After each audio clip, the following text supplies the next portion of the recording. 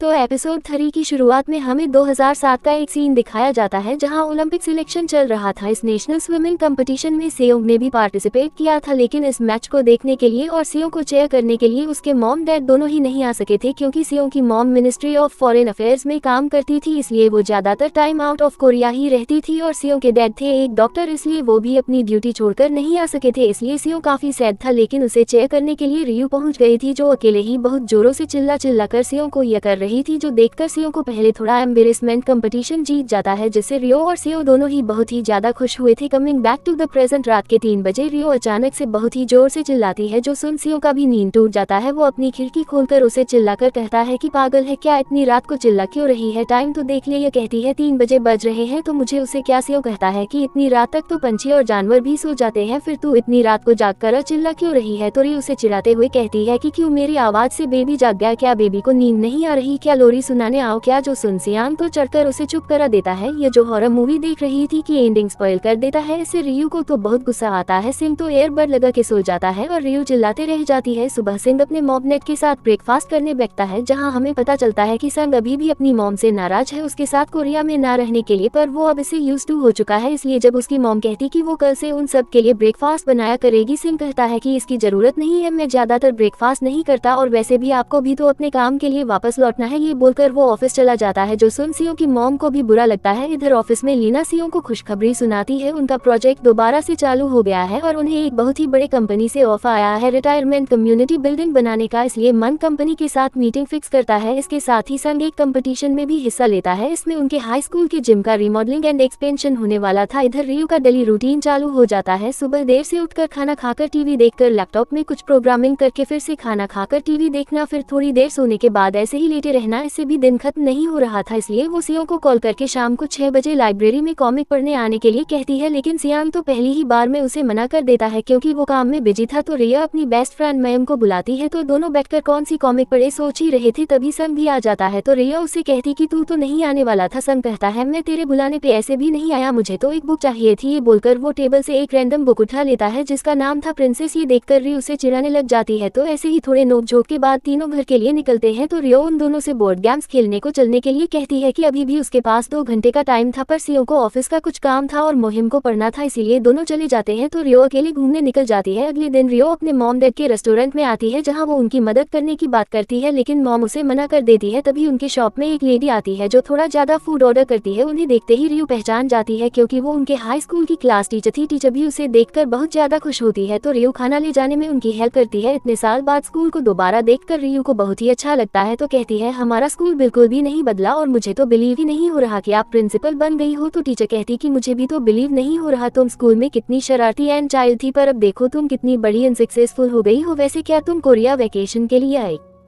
हो? हम सब टीचर्स को जब पता चला कि तुम ग्रिप कंपनी में काम करती हो, हम सब बहुत ही ज्यादा प्राउड फील कर रहे थे। आज भी हम तुम्हारे बारे में स्कूल में बात करते हैं, हमारे स्कूल की सबसे मशहूर स्टूडेंट्स में से एक हो तुम। अभी वो लोग स्कूल के गेट के सामने सियोंग को देखते हैं। टीचर उसे भी देखकर बहुत खुश होती है, तो वो दोनों से बात करती है और जानकर बहुत खुश होती है कि सियोंग उनके स्कूल जिम के रिमॉडलिंग कंपटीशन में हिस्सा ले रहा है। टीचर उनसे पूछते हैं कि क्या आज दोपहर को उनके पास थोड़ा टाइम होगा। अब सियोंग को साइड चेक करना था, रियो फ्री थी इसलिए वो हाँ कहती है। तो टीचर रिया को स्कूल में इन्वाइट करती है बच्चों से बात करने, उनके साथ अपना एक्सपीरियंस शेयर करने के लिए। आज रिया इतनी बड़ी कंपनी में काम करती है, स्टूडेंट्स को भी तुम्हारे बारे में जानकर अच्छा लगेगा। रियो ने पहले ही यहाँ कर दिया, तो इसीलिए वो उन्हें मना भी नहीं कर सकती थी और अभी तो वो उन्हें बता भी नहीं सक रही थी कि वो अब ग्रिप में काम नहीं करती। तो ये स्टूडेंट से बात करने आ जाती है, तो बच्चे उससे काफी सारे सवाल पूछते हैं, ये उन्हें काफी अच्छे से जवाब देती है। तभी एक लड़की उससे पूछती है कि क्या ग्रिप में काम करना ही आपका ड्रीम था? यूँ कहती है पता नहीं, मैंने कभी सोचा नहीं इस बारे में। तो वो पूछती कि फिर हाई स्कूल में आपका क्या ड्रीम था? इस बात पे रियो सोच में पड़ जाती है। वहीं दो स्कूल जेम में हम संग को देखते हैं। इसे स्विमिंग पूल देखकर अपना पास्ट याद आ रहा था, जिसे वो काफी सैड लग रहा था। कुछ देर बाद रिव बाहर आती है, तो उसे संग मिलता है। संग उसे बात करने की कोशिश करता है, लेकिन रियू तो काफी अपसेट लग रही थी, तो संग उसे अपने साथ कहीं जाने के लिए कह रहा था। रियू कहती है कि उसे अभी कहीं नहीं जाना, उसे बस थोड़ी शांति चाहिए। ये बोलकर उसे इग्नोर करके जाने लगी थी, तो संग उसकी गर्दन पकड़ के रोकता है और उसे अपने साथ ले जाता है। तो दोनों स्कूल के पीछे 2 पेड़ के पास मिट्टी निकालकर अपना टाइम कैप्सूल ढूंढ रहे थे। इसमें 10 साल पहले इन्होंने उन्होंने कुछ लिखा था अपने 10 साल बाद सेल्स के लिए, पर रियो का अभी बिल्कुल भी इसे ढूंढने का मन नहीं था क्योंकि वो अभी बहुत एम्बेरसमेंट नहीं बताया और स्टूडेंट्स को भी बेशर्म की तरह लेक्चर देकर आईना कहता है इसमें एम्बेरसमेंट क्या बात है, तुमने 10 साल से भी ज्यादा ग्रिप में काम किया है, ने काम करके वहाँ जो एक्सपीरियंस किया वही तो तुमने स्टूडेंट्स को बताया होगा, इसीलिए इसमें कुछ गलत नहीं है। पर यह और बिना कुछ कहे घर के लिए निकल जाती है। सीओ भी टाइम कैप्सूल ढूंढना बंद करके उसके पीछे आता है। यू घर आती है पर घर पे भी उसके लिए कोई काम नहीं था, इसीलिए वो एक तरह से काम ना करके भी काफी बोर हो रही थी। यू की मॉम को पता था कि उनकी बेटी चुपचाप तो नहीं बैठ सकती थी, रियो को काम करना पसंद था, इसीलिए वो ज्यादा टाइम तक ऐसे ही बिना काम करके नहीं रह सकेगी और रियो के साथ ऐसा ही हो रहा था। वो ऐसे ही पूरा दिन पड़े पड़े फोन या टीवी देखकर बोर हो रही थी। अगले दिन मोए में एक पेशेंट को इमरजेंसी हॉस्पिटल ले जा रही थी पर रास्ते में ट्रैफिक बहुत था एंड लोग उसकी बात नहीं सुन रहे थे। पर सामने एक कार में था दानो जो आगे के सारे कार वालों को पेशेंट के बारे में बताकर रास्ता क्लियर करवाता है। मुहिम उसका चेहरा तो नहीं देख पाती और उसके टी शर्ट पे आई लव यू मडफ्लैट लिखा हुआ था, बस वही देख पाती है। ये तो सेव गया था उस कंपनी से बात करने के लिए जो लोग रिटायरमेंट कम्युनिटी बिल्डिंग बनाने वाले थे। इसके लिए उनका बजट भी 2 बिलियन वन का था, लेकिन वो लोग सिम को एक दूसरे आर्किटेक्ट का डिजाइन कॉपी करने के लिए कह रहे थे पर सीओ ये बिल्कुल भी नहीं करना चाहता था। जब वो उन्हें साफ कह देता है पर उसका पार्टनर मैम इस प्रोजेक्ट को करने के लिए ही कह रहा था क्योंकि इससे उन्हें काफी अच्छे पैसे मिल सकते थे, लेकिन सीओ किसी और का डिजाइन कॉपी बिल्कुल नहीं करना चाहता था, इसीलिए वो मना करने जा रहा था। पर मन उन्हें कहता है कि वो सोचकर बताएंगे बोलकर सीओ को लेकर चला आता है। हाँ, वो उसे मनाने की कोशिश करता है इस प्रोजेक्ट को करने के लिए। इसके लिए वो एक आइडिया देता है कि पहले तो वो लोग मान जाएंगे ये करने के लिए, पर फिर धीरे धीरे हम लोग अपना डिजाइन उसमें डाल देंगे, इससे ये पूरी तरह कॉपी तो नहीं कहलाएगा। लेकिन सिंह इसके लिए बिल्कुल मना कर देता है। इधर मोहिम और टीम वापस आके उसी बंदे के बारे में बात कर रहे थे।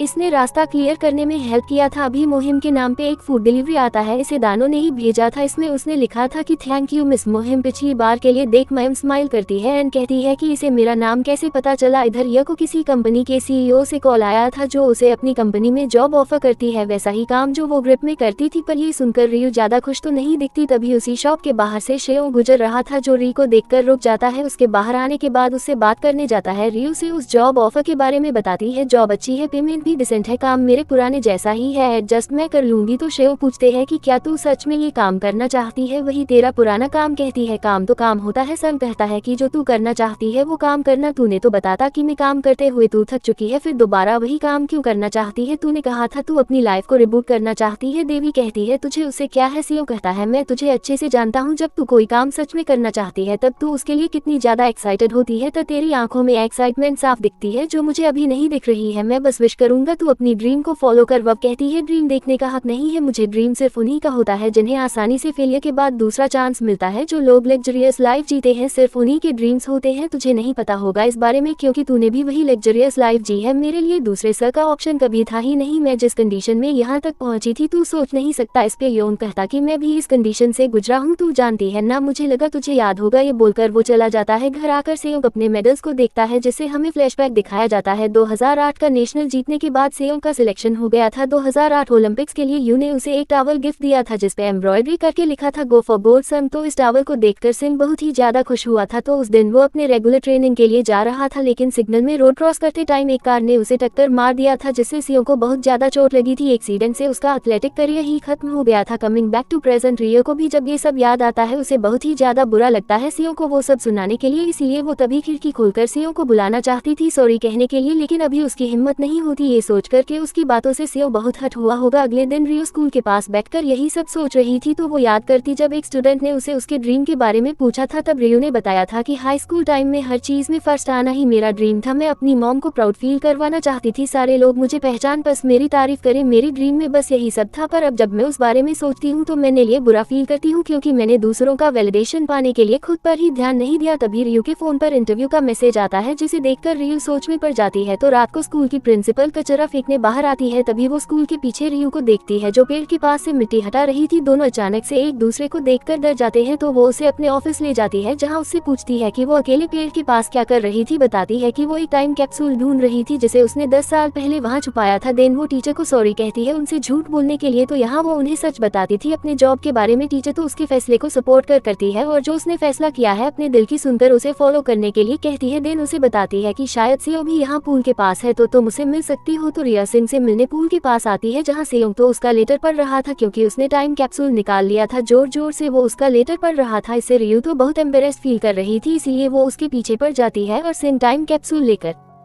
पूल में कूद जाता है और उसे पानी में आकर टाइम कैप्सूल लेने के लिए कहता है। दे कहती है तू जानता है मैं स्विम नहीं कर सकती, तो सियो कहता है कि शायद तू नहीं जानती पर स्विमिंग छोड़ने के बाद आज अभी पहली बार मैं पूल के अंदर आया और अभी मुझे बहुत अच्छा लग रहा है। पर क्या तुझे याद है एक्सीडेंट के बाद जब मुझे पता चला कि मैं अब स्विम नहीं कर सकता, तब मैंने अपने आप को महीनों तक अपने रूम में बंद कर लिया था। इससे फ्लैशबैक शुरू होता है। संग उस एक्सीडेंट के बाद डिप्रेशन की जैसी हालत में था। बदियो कभी भी उसे अकेला नहीं छोड़ती थी, वो हर टाइम उससे मिलने उससे बात करने आती थी, उसका मूड ठीक करने के लिए उसके फेवरेट कॉमिक्स लेकर आती थी। पर सियो उसे रूम से बाहर भगा देता है और दरवाजा लॉक करके फिर से साइड होकर लेट जाता है। रियू तो उसके रूम का चाबी लेकर उसके रूम में आ जाती है। सिंह उसे चाबी लेकर फिर से उसे बाहर निकाल देता है, लेकिन रियू तो फिर भी नहीं रुकती। अब तो वो सीढ़ी लगाकर उसकी खिड़की में आ जाती है। अचानक से सियांग की खिड़की खोलने की वजह से वो डर के गिरने वाली होती है, लेकिन सियो उसे पकड़ लेता है तो रियू उसके रूम में आ जाती है। सिंह तो उस पर चिल्ला के कहने लगता है कि क्या तू पागल हो गई है, अगर इतनी हाइट से गिरती तो मर जाती। तो रियू भी उसे गुस्से में कहती कि फिर साले तूने दरवाजा क्यों लॉक किया है, तेरी वजह से अभी मैं मर जाती। संग कहता है एक तो अभी मैंने तेरी जान बचाई और तू मुझे ही गाली दे रही है। रियू फिर से चिल्लाकर कहती कि अगर मैं पागल हूँ तो तू जंगली है साले। संग कहता है बकवास बंद कर और घर चली जा। फिर उसे गाली देते हुए कहती कि अगर मैं चली गई फिर क्या तू अपनी लूजर जैसी शक्ल लेकर इन दीवारों को देखने बैठ जाएगा। लूजर सुनकर तो सियो को गुस्सा आता है, तो रियो उसे और गुस्सा दिलाते हुए कहती है कि हाँ बे तू लूजर ही है। सियो कहता है गाली क्यों दे रही है। रियो फिर गाली देते हुए कहती कि क्या कर लेगा तू, लूजर कहे कि अभी भी तू बच्चा ही है जो देख। अब सिंह भी गाली देने लग जाता है और दोनों की गालीबाजी चलती रहती है। यो कहता है तुझे पता भी कि मैं अभी कैसा फील कर रहा हूँ। अब कहती क्या अभी थोड़ा ठीक लगा, 1 महीने बाद तेरी आवाज सुनी मैंने अपनी भड़ास निकाल के अब थोड़ा अच्छा फील हुआ ना। देन अपने बैग से एक कुल्हाड़ी निकालती है और उसे धमकी देती कि अगर अब से तूने दरवाजा बंद किया ना तो पहले तो तेरा दरवाजा तोड़ूंगी, फिर तुझे ये बोलकर वो चली जाती है। सुन सेओ कितने टाइम बाद हंसा था। Come back to present. सिंह उसे कहता है तू तो ऐसी पागल थी, किसी चीज के लिए तुझे डर नहीं लगता था, इसीलिए डरपोक बनने का एक्टिंग बंद कर, तुझ पर सूट नहीं करता। पुराने रियू कितनी मस्तीखोर चुलबुली एनर्जेटिक थी, पर अब तू बहुत बोरिंग बन चुकी है। जो सुन रियू को गुस्सा आता है तो उसे कहती है कि अपनी बात को वापस ले। ये बोलकर वो पूल में कूद जाती है। अब उसे तैरना आता तो नहीं था, इसीलिए वो डूबने लग जाती है, तो वो उसे मदद के लिए बुलाने लग जाती है। तो सियो आकर उसे पकड़ लेता है, पर यू को तो ऐसा ही लग रहा था कि वो डूब रही है, इसीलिए सियांग उसे अपनी बॉडी को रिलैक्स करने के लिए कहता है। पर यू तो इतना डर रही थी कि वो अपने हाथ पर कुछ ज्यादा ही जोर से मार रही थी, जिससे सियो खुद भी डूबने लग जाता है। रियू तो उसका सर पकड़ के उसे डुबाने लग जाती है। खुद पानी के ऊपर रहने के लिए सियो काफी मेहनत से उसे शांत कराता है और पानी के ऊपर तैरना सिखाता है। तो रियू उसे बताती है कि एक्चुअली मैं बहुत ज्यादा नर्वस थी, मैं काफी टाइम से ही कंपनी छोड़ना चाहती थी क्योंकि मैं वही काम कर करके थक चुकी थी, मैं थोड़ा रेस्ट करना चाहती थी और एक नई लाइफ का सपना देख रही थी। पर अब लग रहा है कि मेरे ग्रेट बैकग्राउंड के बिना मैं कुछ भी नहीं हूँ, ऐसा लग रहा है जैसे मेरी लाइफ रुक गई है। योन बताता है कि मुझे भी ऐसा ही लगा था जब मैंने स्विमिंग छोड़ा, ऐसा लगा जैसे स्टार्ट सिग्नल देने के बाद भी मैं अकेले स्टार्टिंग लाइन में खड़ा हूँ। मैं सोचता था कि क्या मुझे ऐसी जगह मिलेगी जहाँ मैं फिर से फ्रीली स्विम कर सकूं। कहती है और वो जगह तुझे मिल गई, तूने अपना नया ड्रीम ढूंढ लिया। सन कहता है एग्जैक्टली, जब मुझे मिल गई तो तुझे क्यों नहीं मिलेगी। देवी कहती क्या सच में मैं भी अपने नए ड्रीम को ढूंढ सकूंगी। सियो कहता हाँ बिल्कुल। कहती है मान ले अगर तुझे फिर से स्विमिंग करने का मौका मिला फिर क्या तू आर्किटेक्ट रहेगा। सियो कहता है हाँ